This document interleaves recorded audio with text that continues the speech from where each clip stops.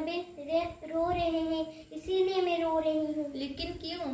क्योंकि हमारे प्रिय संतान ने एक एक करके कोरोना महामारी से मर रहे हैं। क्या तुम तुम्हारे संतानों को बचा नहीं सकते? हाँ, मैं बचा सकती हूँ, लेकिन मेरे संतानों ने मेरे बात मानने होगा। कौन सा बात? 1 नंबर, अपना जीवन अपना हाथ में रखना होगा।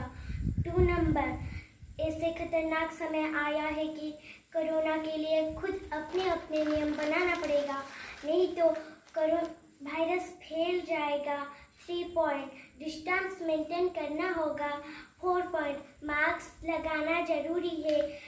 5 पॉइंट, हाथ को बार बार 20 सेकेंड तक धोना पड़ेगा।